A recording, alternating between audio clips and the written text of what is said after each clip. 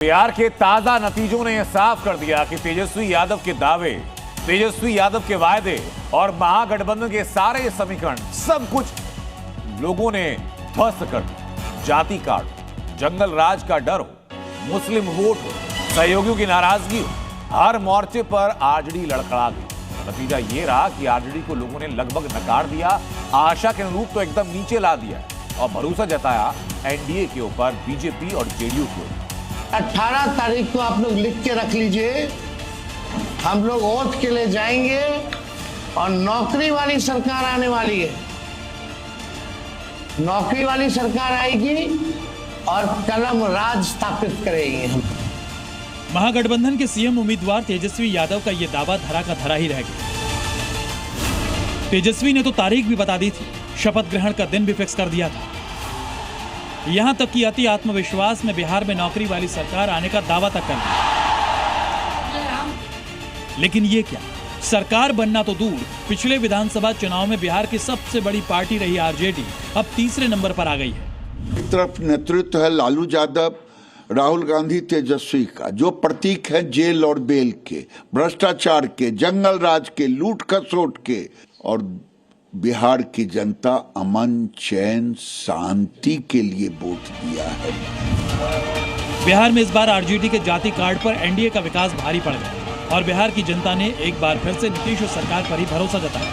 सब भूत बेताल भाग गया।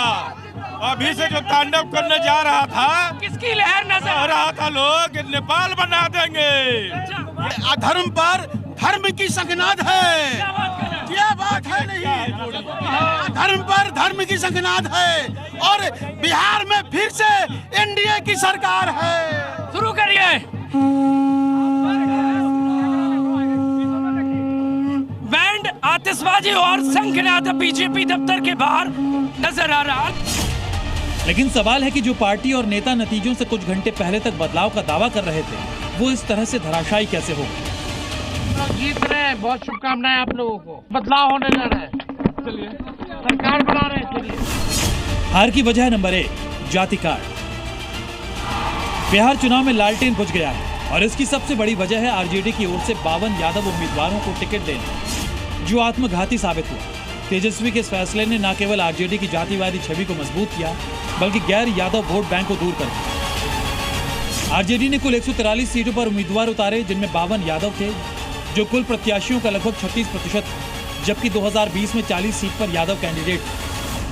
बिहार के लोगों ने बता दिया कि बिहार को अब विकास चाहिए, अपने बच्चों को और अपना भविष्य चाहिए। बिहार को अब जंगल राज नहीं चाहिए। बिहार को तुष्टीकरण करने वाला, परिवारवादी, घोटाला, भ्रष्टाचार करने वाला, जाति उन्माद करने वाला और अपने लठैतों से बिहार के लोगों को पिटवाने वाला, 59 नरसंहार कराने वाला, हत्या बलात्कार के आलम को लाने वाला आरजेडी और महागठबंधन के लोगों ने, बिहार की जनता ने नकार दी है। हार की वजह नंबर 2, जंगल राज। बिहार चुनाव में आरजेडी की करारी शिकस्त की दूसरी बड़ी वजह रही एनडीए का सबसे बड़ा मुद्दा, जंगल राज। चुनाव से पहले ही एनडीए का नहीं चाहिए कट्टा सरकार वाला नारा हिट हो गया। नहीं चाहिए कट्टा सरकार, नहीं चाहिए कट्टा सरकार। फिर एक बार, फिर एक बार, फिर एक बार, नहीं चाहिए। बिहार में जंगल राज के दौर के डर को बीजेपी ने चुनाव प्रचार में खूब भुनाया, जिसका नतीजा ये रहा कि आरजेडी का सूपड़ा ही साफ हो गया। हार की वजह नंबर 3, मुस्लिम कार्ड। जिस वोट बैंक पर तेजस्वी यादव को भरोसा था, जिस एमवाई समीकरण की बदौलत बिहार में सरकार बनाने का दावा कर रहे थे, उसी वोट बैंक यानी मुस्लिम मतदाता का साथ तेजस्वी को नहीं मिला।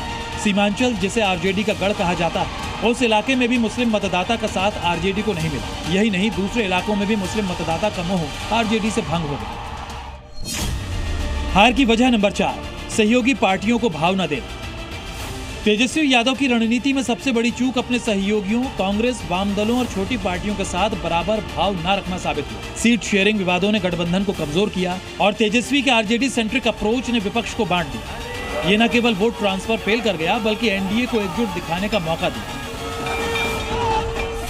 कांग्रेस ने गारंटी मैनिफेस्टो पर जोर दिया, लेकिन तेजस्वी ने नौकरी देंगे को प्राथमिकता दी, जो सहयोगियों को चुभा। इतना ही नहीं, तेजस्वी ने महागठबंधन के घोषणा पत्र का नाम भी तेजस्वी प्रण रखकर सबको पीछे कर दिया। तेजस्वी ने प्रचार में सहयोगियों को बैक सीट पर रखा। रैलियों में राहुल गांधी की तस्वीरें कम, तेजस्वी की ज्यादा दिखी। हार की वजह नंबर 5, हर घर नौकरी दांव फेल। सरकार बनते ही 20 दिनों के अंदर अधिनियम बनाएंगे और 20 महीनों के अंदर जिस परिवार में भी सरकारी नौकरी नहीं है, तेजस्वी उस हर परिवार को एक सरकारी नौकरी दिलाने का काम करेगा। तेजस्वी की सबसे बड़ी चूक ये रही कि उन्होंने वादे तो बहुत कर दिए पर उसका ठोस ब्लूप्रिंट नहीं दे पाए।